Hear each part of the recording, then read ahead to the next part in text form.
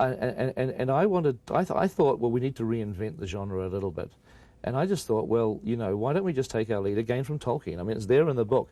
He wasn't writing fantasy. I don't believe in the 12 years that he was sitting down in his little attic room up in his house writing this thing in longhand. I don't believe for a minute he thought he was writing a fantasy story. Not 1 minute. He was an Oxford professor who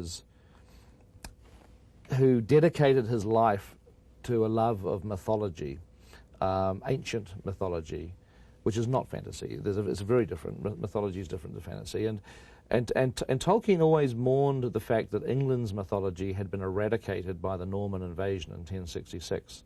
The mythology is based on oral stories that are passed down from generation to generation before the printing presses. And, you know, the Greek mythologies of the Trojan horse and Achilles and things, they survived through the years. The great Norse sagas survived through the years. But England, when the Normans invaded, whatever stories had been nurtured were eradicated by that. And so England's mythology was like medieval stuff like Robin Hood and King Arthur. I mean, it didn't go any further back than that. So Tolkien thought he wanted to create a mythology for his country, for England.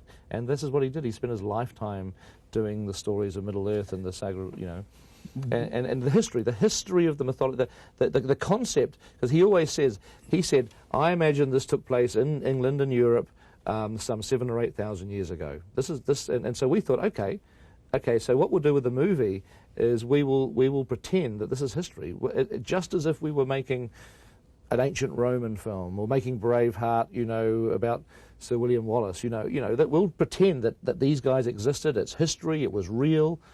That let's make the movie with that weight of authenticity in the designs, the look, the performances, everything. So that was our mantra. Did you have some kind of mechanism, in a sense, so that you could make sure that you were true to Tolkien?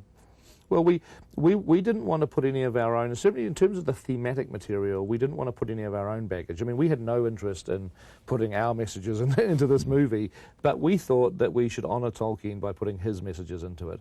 And we thought he cared about things. The countryside and the rise of evil, and he cared passionately about certain issues. And we thought what we should do to honor him is to make sure that what he cared about ends up in the movie. That's what we tried to do. Quirks. So tell me why Elijah. Well, I'll tell you about Elijah. I mean, we were convinced that Frodo was going to be an English actor because we wanted the hobbits to basically be English as Tolkien really wrote them.